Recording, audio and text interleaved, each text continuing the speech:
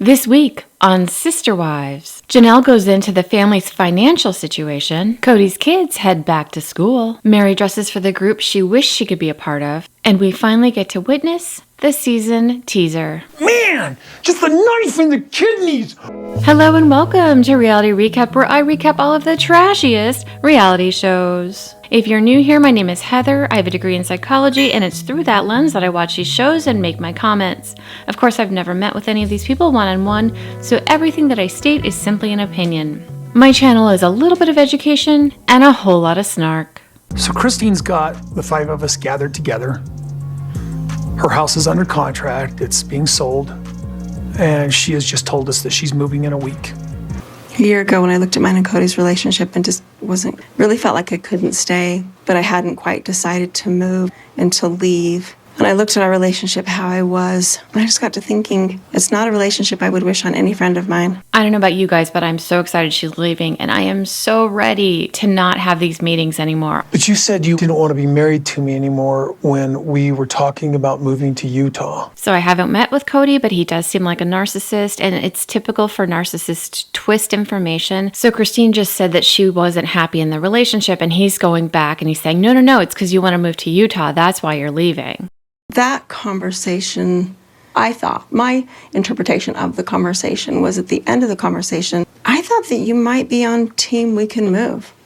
I went back and watched this episode, and essentially what happened was he said, this was my dream. I wanted to move to Utah 4 years ago, and you guys all shot me down. And he's like, I would love to live there, but you guys didn't say yes. And to the cameras in his confessional, he's essentially laughing about the fact that Christine is going to present the same information to the wives that he did 4 years ago, and he's going to sit back and laugh as they deny her. It's almost like he was upset that she was in on not wanting to move, and so this is like her punishment. I'm surprised because I thought Cody was more in favor of this. But he's acting like we've never even talked about this and that he wasn't in favor of it last time we talked. Mary, I can't do marriage with Cody anymore. I don't want to. Were you open to it? Were you open to moving, Cody? I didn't want to move. I like the idea of living in Utah. I don't like the idea of moving. To me, he was open to Utah. The end of the conversation. But I wonder, isn't this bigger than just that? I mean, this is bigger than just that. This wasn't just about the move to Utah. This wasn't just about... It was just one of those things where I was like, am I really just on my own already? So Janelle's trying to bring it back to, it wasn't about moving to Utah. That's not why you're getting a divorce. Because I thought before, really honestly, he was giddy when we talked about moving to Utah. No. I remember it different. It's fine. I mean... This is what I remember. I was interested in the family, not in the man. It seems like Cody's getting a little nervous about Robin's curiosity on this topic, and I think he's a little worried that he might have upset her by what he said. So he flips the topic back to blaming Christine, but he uses another tactic. This is what I remember. I was interested in the family, not in the man. I'm angry that you weren't willing to invest in the family, but you were only interested in what I could do for you, me as a resource for you. And it breaks my heart because now we're at this point where it's just over and it's done. I think Cody is really going for the jugular here. I think he knows that Christine values family relationships, and she spent a lot of energy and time and has really good relationships with the majority of the family, much more than Cody does. And I think she's also made the family her priority, way more than Cody ever has. So it's just very unfair that he's saying this, and it's not accurate at all. But he knows that this is what she values, and narcissists will attack that and use it as a way to hurt you, which is why it's so important. If you identify somebody as a narcissist, don't ever tell them anything that you hold dear at all, because they'll use it in this way. I thank you for coming into the family and helping me sort of gather up this mess that I was in. It stings when he says that because it's directed at me, probably. What an incredibly selfish thing and narcissistic thing to say, that you came in to help me and, you were good for that. It's a great way of dismissing Christine, and she was just this thing that helped him. And then he also just totally threw Mary under the bus, who's just sitting there next to him. So it's like, you never know when the abuse is going to head your way. It's just, you're around someone who's unstable and who's hurting, and they're going to lash out at anyone around them.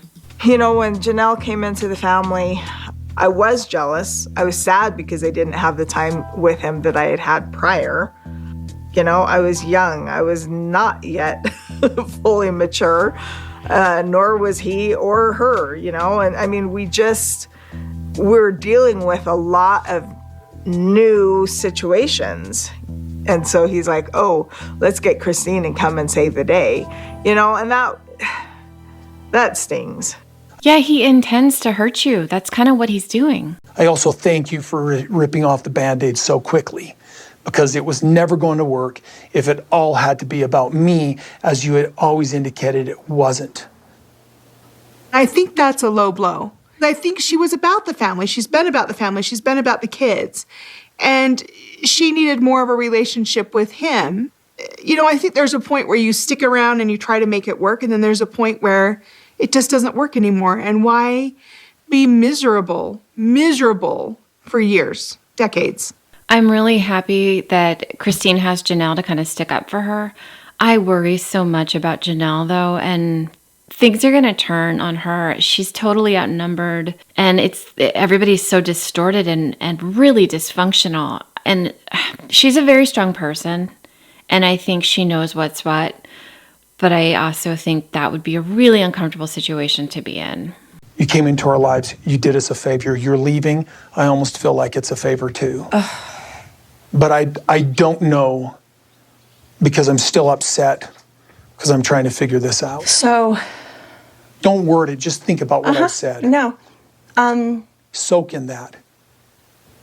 I love Christine's smile in this. It just cracks me up. It's like, you're such an idiot. Yeah, I'm going to soak in it. I'm going to soak in your wisdom, you freaking loser. Well, you better not give me any rebuttal. Just listen to what I said. I mean, I don't know who this patriarchal guy is, because this is not the guy I was married to. I believe that there's always a chance for a miracle. People go through, get close to divorce and then change their mind all the time. She may say she's divorced, but in my head, technically, she's not. In the last episode, Robin made it really clear she doesn't care about Christine. As Christine said, she wouldn't want her friend to be in a relationship like this. But Robin is so blinded by what she wants and what she thinks is ideal, and she just wants everybody else to fall into place. She doesn't really care if they're happy. I did love the idea of a family, of having sister wives, of raising kids together. Each relationship and each marriage is strong too. We always talk about this spokes in a wheel, and when there's a spoke that's broken, how do we keep it going? And so I stayed. But I made it about the family. I did so much for the family. It was all about having family functions and family get-togethers and family parties. My house was always open to everybody. I loved the big family activities that we had. The big family is great, but when you feel like you're a minimal person in Cody's big picture and you really don't even matter in the big picture, it changes the perspective on everything. I've been heartbroken for years. For years I've been heartbroken. It feels like after all I have done, I'm being rejected anyway. Have you been talking to the adult kids about this? I think your relationship is off with your kids because of COVID, not because of me. Mary looks pretty happy that Cody just asked her that.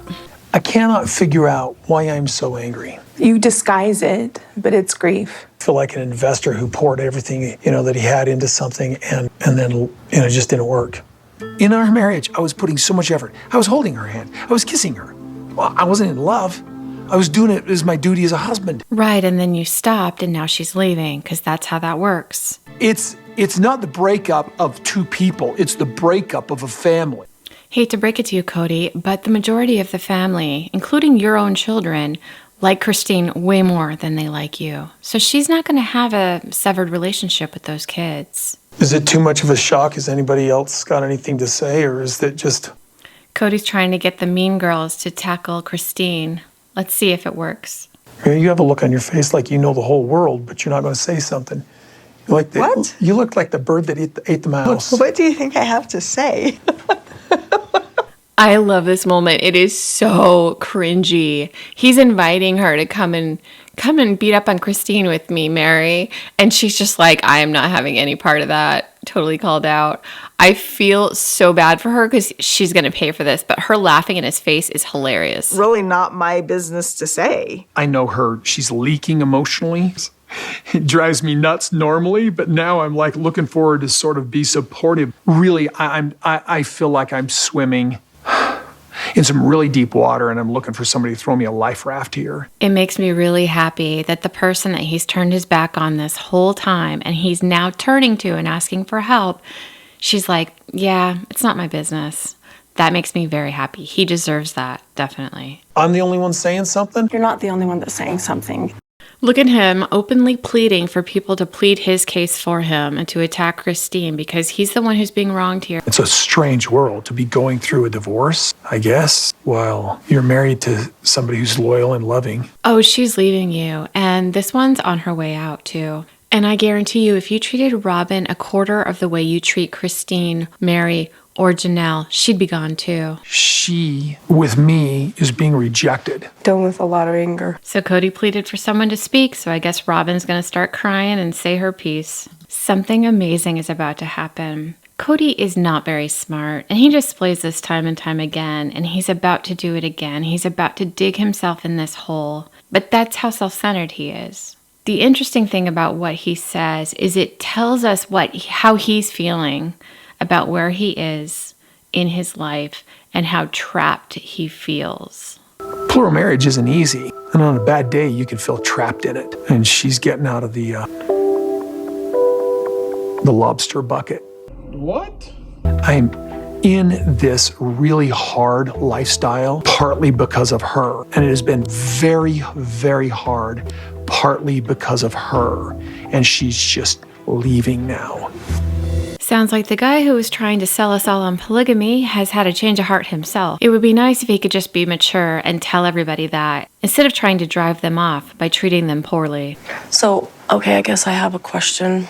And then the rest of us that maybe you don't have a great relationship with, do we just need to, give you your space? Are you interested in some sort of trying to work stuff out, maybe from the past how many years? Robin is just so full of it. You guys live in the same city currently, and you never reached out to her. You weren't hanging out with her. You're supposedly super close with Mary, and you hardly ever see her either. So this is all just to look good on camera. Nobody believes this, Robin, and you're not a good actress at all. I need space. If Cody's not in the picture for her, will it be easier for her to have a relationship with me and my kids? This is super bizarre, and my question is, does she think the viewers are that dumb that we think she's serious about this? There's no point of me being here in this conversation. She doesn't want to work on anything. And I have seen her non-acceptance of Robin. And I have seen her disdain for me. This isn't it's not a trap. That's suspicious. It's a real question. I think it's a real question, too, and I appreciate the real question. This is bonkers. Christine's doing a really good job because she's trying to keep everything even keeled, and I think she can sense that Robin's about to lose it. So she's like, yeah, it's a great question. No, I believe you. You definitely are being serious. She's treated you like dirt from the very beginning. That's the relationship you have with her. It's not a trap. That's the reason I'm pissed off. You never tried to have a really good relationship with these other people. And that's the reason I'm pissed off. That's not true. And it's just, I did. It's like, Christine, try and do this. You wanted to renegotiate a relationship with me, but you wouldn't even have a decent one with them. Always about the kids. That was the easy part. Yeah, Christine, taking care of 6 kids, most of them in diapers, by yourself all day long, and then going and having a night job. That was the easy part. You know how easy it is? It's so easy that Robin has a nanny. That's how easy childcare is. Man, just the knife in the kidneys over all these years. And the sacrifices that I made to love you. But accountability is what I've been asking for here. And you are running away rather than being accountable. Narcissists totally do this. They accuse you of doing the same exact thing that they are doing. You're like, I'm divorced. I'm leaving. I'm done with you. You're out of my house. Cool song, man. Marriage is a call to be better than you are. Plural marriage is a higher call. The irony of Cody looking down his nose at somebody else and trying to give Christine a lecture about marriage. Okay, look, I never tried to treat anybody like crap. I didn't mean to. And you admitted to it, and you couldn't correct it. And now we're sitting here with a broken family over it. All he cares about is blaming Christine for everything that went wrong, and he continues by adding on the kids. And you're like the freaking Pied Piper. You're trying to take the kids. No, that's with not you. even okay. I could sit here and dissect and give you my point, but we've done this for years. I'm tired. It doesn't matter. It's over. You can tell Christine has done a lot of work and she's ready to get off this roller coaster. One of the comments that she made about her new life, her new single life, was how simple life could be. And if you had to deal with conflict like this and circular arguments and never getting to a resolution because it was constantly about shifting the blame, you could see how tiring that would be. Thank you for coming. It was a blessing. Thank you for leaving. I'm sitting here trying to find the silver lining. I just feel like for the past 14 years, I've just been sucking it up with her. You know, just trying to be a loving husband. I just felt like giving her a piece of my mind. This ain't my fault. You did this. I don't care if that's not fair. That's how I feel. She's going to go around telling my kids that I didn't love her. Yeah, and you also told television cameras that you didn't love her, and we all watched that. So you can't blame Christine for the alienation of your kids. I think if you ever went to their homes, maybe treated their moms with respect, maybe spent time with them, maybe made them a priority instead of singling out one mom and only a few kids to devote your attention to, I think you would have much better relationships with all of your kids. And it's really sad for them that you're their father. I feel like she needs to realize here with this that she wasn't loving me. Cody is always number one victim. Thanks, honey. It's nice to see Janelle reaching out to Christine and hugging. And it's sad that Christine had to go through this, but she handled it really well. She didn't get pulled into arguments. She spoke up for herself, but she always remained calm, even though she was facing a lot. So if you want something uplifting and you don't mind spoilers, you can look up Gwen Brown Instagram Live, and you might find out some information that'll make you feel a little bit uplifted after watching this really dark stuff. I'm not trying to take sides, but I feel like Cody was really harsh. I just feel like that being a good sister wife, it takes both sides. It takes reciprocation. It takes work on all the sides and work on the part of the husband. Janelle has a great deal of sympathy for Christine during this divorce because Janelle has shown me no tenderness, no kindness, no empathy. It's hard to have empathy for someone who is making themselves the villain. You are your own biggest enemy. And he said some things he probably has been holding in for a long time. I'm glad he said it. Wow, well, now I understand why Christine and Janelle don't like you. Man, that is so heartless. If I have sister wives are mad at me, why don't they talk to me? Every one of us has had a conversation with another one of us about another one of us. I learned very early on in my relationship with Cody, venting my frustrations about a sister wife didn't work. It made him angry, it made him upset. Christine was constantly complaining about her sister wives. It hasn't been the other wives. Cody has proven himself to be a very unreliable narrator. So I could see Christine complaining sometimes. Mary says everybody complains all the time. Robin says she never complains any of the time because it upsets Cody just too much. I guess, just wanted to double check. It sounds like you'll continue to have the relationships with the people you're close with, and those that you aren't close with, then you just want it to stay distant. Yes, Robin. For the second or third or fifth or ninth or 100th time, yes, she doesn't want to have contact with you. She'll see you at family get-togethers. She'll always be polite. You'll have fun in the future. But no, you were never friends. So why would you be now? Sorry to see you go. To approach her, to try to talk to her, to text her, to call her not wanting to discuss things through. I feel like there's been some things said against me behind my back. So do I want to be friends with someone who complains about me behind my back? Well, not right now. It looks like if Robin ever needs anything, Mary is always there for her. I wish I could say the same for Robin being there for Mary, like when her mom passed away and she had to drive by herself. I still stand firm that leaving is 100% the right thing to do. It's definitely the right thing to do. But I'm sorry I'm leaving a mess behind. So we head back up to Coyote Pass, and something occurred to me when I was watching this. I think Cody is systematically getting rid of everybody. The thing is, different people have different preferences. So Christine needed the emotional support, and they were alienated. Janelle's okay with that, and clearly so is Mary. But financially, if Janelle doesn't feel secure, she's not going to stay in that situation, especially if she's seeing that other people are benefiting in a way that she is not. But I'm trying to put that to the side and go on with my other relationships as best I can. And we all know how good Cody is at relationships. Check out that eye contact. Blaze the trail for the other pieces. Yeah. All right.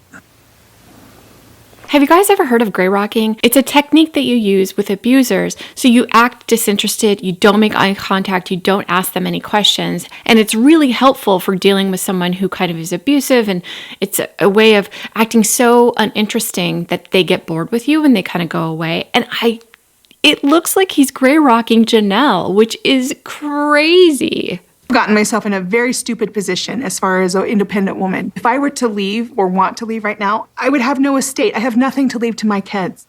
My hands are completely tied because everything I have asset-wise has everybody else's name on it too. I think out of everything, this is such a huge wake-up call for Janelle, and I'm assuming this is going to prompt her to leave. Half the proceeds from my house in Vegas to Robin to help purchase this house that she's in currently.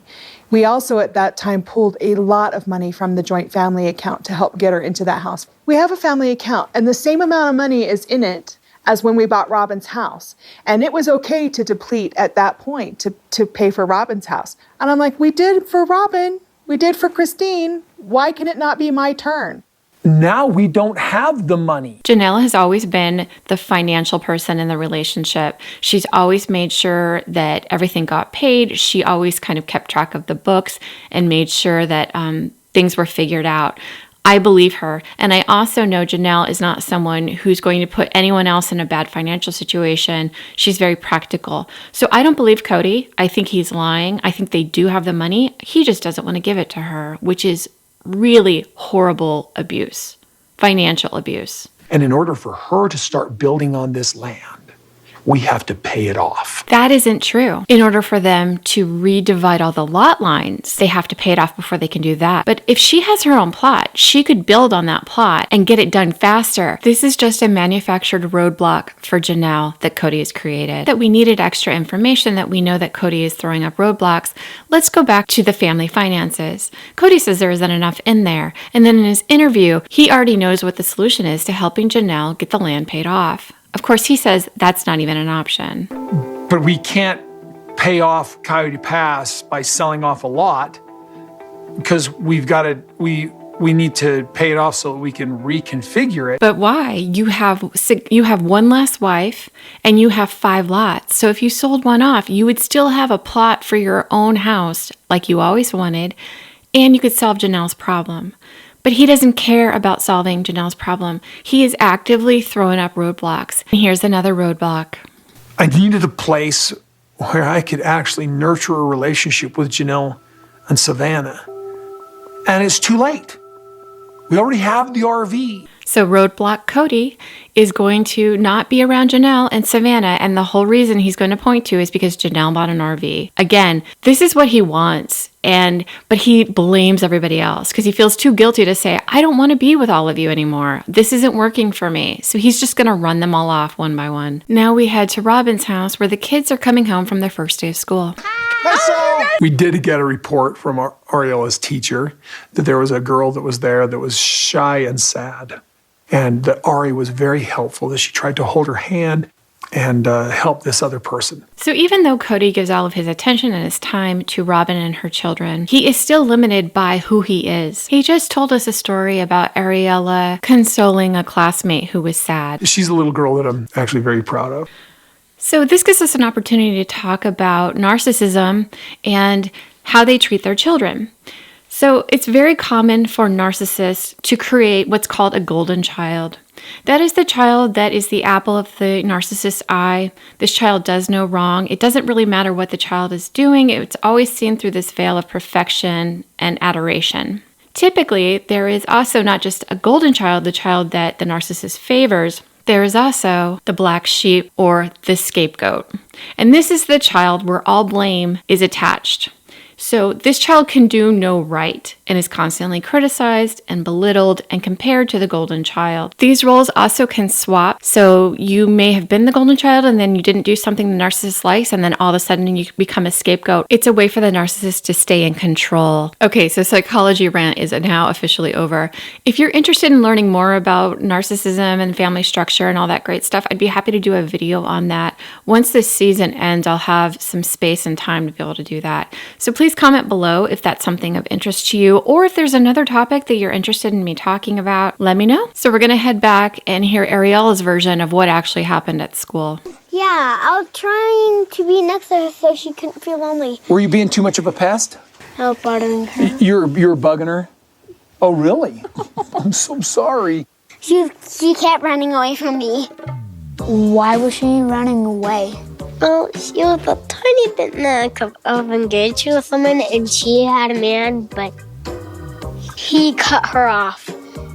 Breaking up, yeah. Were you nervous when I dropped you off to school today? Yeah. Wow, that is a lot of drama for the first day of school. Kids say some of the funniest things sometimes. So Cody, especially when they were little, was such a good dad. This is pretty standard too for narcissists. They like children because they're just so much fun and they're easy at that point. But once they start developing their own opinions, they kind of fall out of favor. That's it for this week, you guys. Thank you so much for watching. I hope you have a wonderful week and I will see you next time.